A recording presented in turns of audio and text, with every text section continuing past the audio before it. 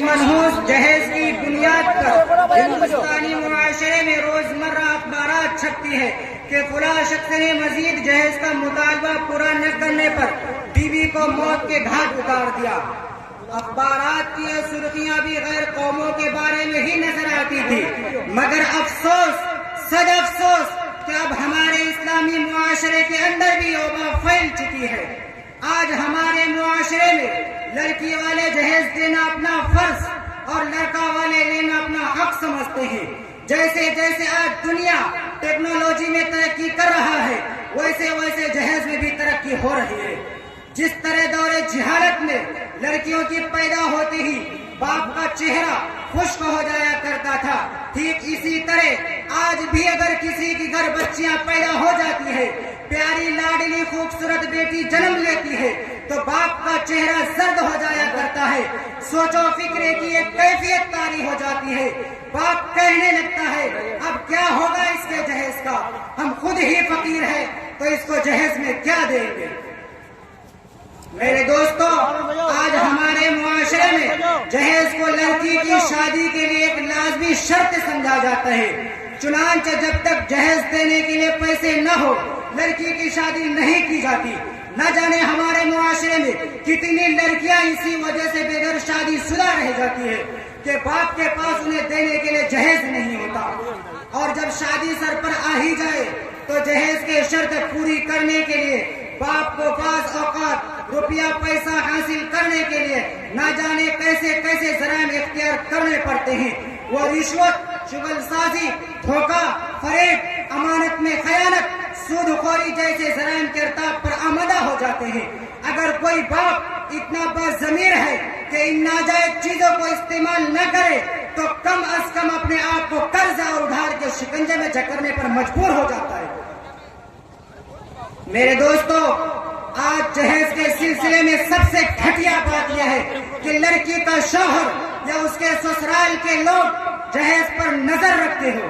بعض جگہ تو شاندار جہیز کا مطالبہ کیا جاتا ہے، اور اگر بعض جگہ صریح مطالبہ نہ ہو تو تب بھی توقعات باندھ دی جاتی ہے کہ دلہن کوئی اچھا سا جہیز لے کر آئے گی، اور اگر یہ توقعات پوری نہ ہو تو دلہن کو تانا دے دے کر اس کے ناک میں دم کر دیا جاتا ہے۔ کسی شاعر نے کیا خوب ہی کہا ہے کہ اپنوں کی ستم ہم سے بتائے نہیں جاتے، اپنوں کی ستم ہم سے بتائے نہیں جاتے، یہ حادثے تو وہ ہے جو سنائے نہیں جاتے۔ مسلمانوں، آج تم نے کون سا نیا ماڈل مذہب اختیار کر لیا ہے، کون سا گولڈن دین اختیار کر لیا ہے؟ شادی جو کہ عبادت اور باعث جنت تھی، تم نے اس کو باعث جہنم بنا لیا۔ بیوی جو کہ باعث رحمت تھی، تم نے اس کو باعث زحمت بنا لیا۔ میرے نوجوان دوستو، آج تمہاری بددینی اور بے غیرتی کی وجہ سے مسلمان بچیاں خون کے آنسو رو رہی ہیں۔ آج تمہارے بے توجہی کی وجہ سے دختران اسلام ساس کے تانے سننے پر مجبور ہے۔ آج تمہارے کردار کی وجہ سے ان کو صندوق میں بند کر ڈبو دیا جاتا ہے۔ آج تمہارے دنیا پرستی کی وجہ سے ان کو مارا پیٹا جاتا ہے اور قتل تک کر دیا جاتا ہے۔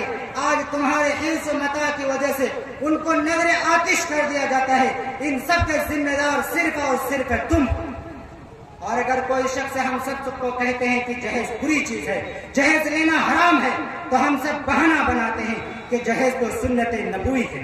افسوس، سد افسوس کہ مسلمانوں کا ایک گروہ آج جہیز کو سنت رسول صلی اللہ علیہ وسلم سے ثابت کرنے کی ناکام کوشش کرتے ہوئے کہتا ہے کہ حضور اکرم صلی اللہ علیہ وسلم نے اپنی پیاری لاڈلی چہیتی بیٹی حضرت فاطمہ الزہرا رضی اللہ تعالی عنہا کو جہیز دیا تھا، لیکن حقیقت یہ ہے کہ آپ صلی اللہ علیہ وسلم حضرت علی کے سرپرست تھے۔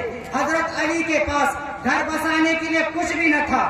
جب ان کا نکاح ہوا تو ایک انصاری صحابی نے ایک مکان خالی کر کے ان کے حوالے کر دیا تھا۔ اس مکان میں کچھ بھی نہ تھا، اس کو آباد کرنے کے لیے بحیثیت سرپرست آپ صلی اللہ علیہ وسلم نے چند ضروری چیزوں کا انتظام فرما دیا تھا، اور یہ بھی آپ اپنی جانب سے نہیں دیا تھا بلکہ حضرت فاطمہ کے مہر سے، جس کو حضرت علی نے نکاح سے قبل ادا کیا تھا۔ حضرت علی فرماتے ہیں کہ میں حضور اکرم صلی اللہ علیہ وسلم کی خدمت میں حاضر ہوا اور آپ صلی اللہ علیہ وسلم کے سامنے بیٹھ کر کہا، اے اللہ کے رسول، اسلام میں میری سبقت اور خیر خواہی کا آپ کو علم ہے۔ آپ صلی اللہ علیہ وسلم نے فرمایا، کیا بات ہے اے علی؟ میں نے کہا آپ فاطمہ کی شادی مجھ سے کر دیجئے۔ آپ صلی اللہ علیہ وسلم نے فرمایا، مہر کے لیے تمہارے پاس کیا ہے؟ میں نے کہا گھوڑا اور ایک زرہ ہے۔ فرمایا، گھوڑے کی بہرحال تمہیں ضرورت رہے گی، رہی زرہ تو اسے فروخت کر دو۔ میں نے اس کو 480 درہم میں بیچ دیا۔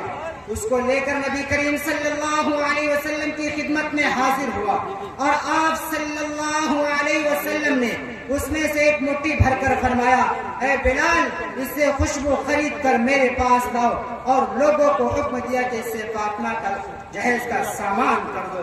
چنانچہ ان کے لیے بنی ہوئی ایک چارپائی اور ایک چرمی تکیا جس میں کھجور کے ریشے بھرے تھے تیار کیے گئے۔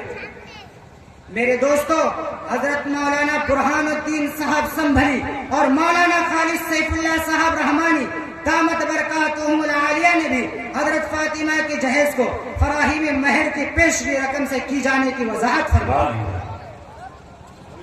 صاحب مجمع الزائر نے البزار کے حوالے سے ایک دوسری روایت نقل کی ہے جس سے بات ثابت ہو جاتی ہے کہ حضرت علی نے نکاح سے قبل مہر ادا کیا تھا اور اسی پیشگی مہر سے سامان جہیز تیار کرنے کا حکم دیا تھا۔ الباء بن احمد اشکری سے روایت ہے کہ حضرت ابو بکر نے حضرت فاطمہ کے لیے نبی کریم صلی اللہ علیہ وسلم کے پاس پیغام نکاح بھیجا۔ آپ صلی اللہ علیہ وسلم نے فرمایا، اے ابو بکر، اس معاملے میں اللہ کے فیصلے کا انتظار کرو۔ حضرت ابو بکر نے حضرت عمر سے تذکرہ کیا۔ حضرت عمر نے حضرت ابو بکر سے کہا، اے ابو بکر، آپ صلی اللہ علیہ وسلم نے آپ کے پیغام نکاح کو مسترد فرما دیا۔ تو پھر حضرت ابو بکر نے حضرت عمر سے کہا کہ تم پیغام نکاح بھیج دو۔ آپ صلی اللہ علیہ وسلم کے پاس حضرت عمر نے نکاح کا پیغام بھیجا۔ آپ صلی اللہ علیہ وسلم نے ان سے بھی وہی کہا جو حضرت ابو بکر سے کہا تھا کہ اس معاملے میں اللہ کے فیصلے کا انتظار کرو۔ تو حضرت علی کے رشتہ داروں نے حضرت علی سے کہا کہ تم فاطمہ کے لیے نبی کریم صلی اللہ علیہ وسلم کے پاس پیغام نکاح بھیج دو۔ حضرت علی نے فرمایا، حضرت ابو بکر و حضرت عمر کے پیغام نکاح کو مسترد کیا جا چکا ہے، تو میری کیا بسات۔ آپ ان لوگوں نے آپ صلی اللہ علیہ وسلم سے ان کی رشتہ داری کو یاد دلایا۔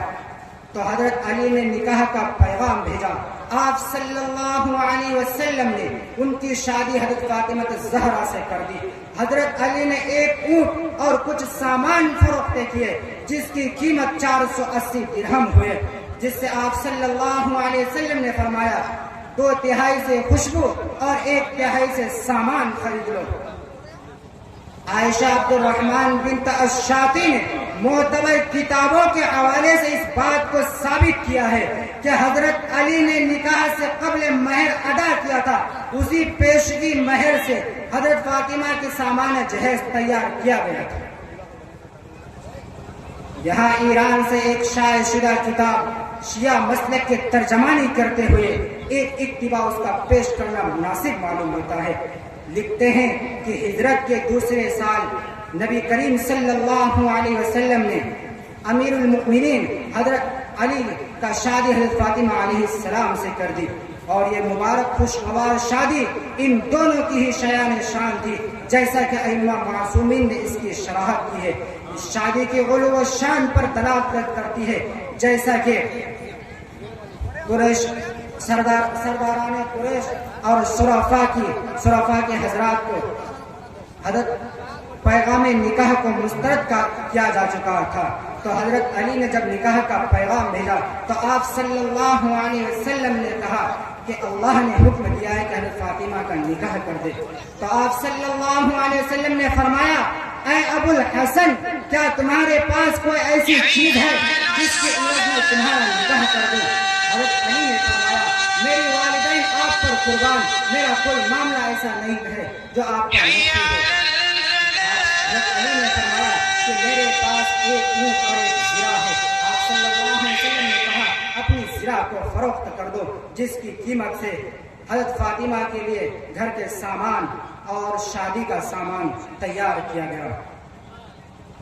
الغرض اہل سنت والجماعت اور شیعہ دونوں مکتبہ فکر کی کتابوں سے یہ معلوم ہوتی ہے کہ حضرت آپ صلی اللہ علیہ وسلم نے حضرت فاطمہ کو اپنی طرف سے جہیز نہیں دیا تھا۔ اگر اس کا ثبوت مل جائے تو یہ سوال ابھر کر سامنے آئے گا کہ آپ نے اگر اپنے دیگر 3 صاحبزادیوں کو جہیز نہ دے کر ناانصافی سے کام لیا ہے، نعوذ باللہ۔ حالانکہ آپ کی ذات سے ایسا ہونا ناممکن ہے، آپ حق کو قائم کرنے، ظلم و ناانصافی کو مٹانے کے لیے آئے تھے۔ الغرض تینوں صاحبزادیوں کی شادی کا جہیز کا کوئی تذکرہ نہیں ملتا، اسی طرح آپ کی شادیوں کے باب میں جہیز کا کوئی تذکرہ نہیں ہے۔ صحابہ اکرام رضوان اللہ علیہم اجمعین سے جہیز کا تذکرہ نہ دینے اور نہ لینے کا تذکرہ ملتا ہے۔ اسی طرح تابعین اور تبع تابعین ائمہ مجتہدین کے کتابوں میں اور چاروں ائمہ کے کتابوں میں اس کا کوئی تذکرہ نہیں ہے۔ کیا اس کے باوجود جہیز سنت نبوی ہے؟ کیا اس کے باوجود جہیز سنت نبوی ہے؟ افسوس ہوتا ہے ان مسلمانوں پر جو کہتا ہے کہ جہیز سنت نبوی ہے۔ میرے مسلمان بھائیوں، کیا تم حالات کا جائزہ نہیں لیتے کہ تمہارے جہیز لینے کی وجہ سے معاشرے کی رجحانات کس قدر تبدیل ہو چکے ہیں، اخلاقی حیثیت میں کس قدر بگاڑ پیدا ہو چکا ہے، دینی حیثیت سے کیوں دوری ہوتی چلی جا رہی ہے، مال کے حرص کس قدر بڑھ چکے ہیں۔ آج تمہارے جہیز لینے ہی کی وجہ سے مسلم معاشرے میں لڑکیوں کو کمتر اور حقیر سمجھا جا رہا ہے۔ آج تمہارے جہیز لینے ہی کی وجہ سے مشیت الہی کو چیلنج کیا جا رہا ہے۔ آج تمہارے جہیز لینے ہی کی وجہ سے نکاح ایک ہنگامہ سودا بن چکا ہے۔ آج تمہارے جہیز لینے ہی کی وجہ سے لا تأکلوا اموالکم بینکم بالباطل کے احکام کے خلاف ورزی ہو رہی ہے۔ آج تمہارے جہیز لینے ہی کی وجہ سے نوجوان ذہنی کشمکش، عدم و اقدام کی کیفیت میں مبتلا ہو چکے ہیں۔ آج تمہارے جہیز لینے کی وجہ سے ان کو قتل کر دیا جاتا ہے اور جلا دیا جاتا ہے۔ اس لیے ہم سب عہد کریں کہ نہ جہیز لیں گے اور نہ دیں گے، تنبیہ کریں کہ ان چیزوں کو ہم سب چھوڑیں گے۔ کیا انشاءاللہ ہم لوگ ان چیزوں کو چھوڑیں گے؟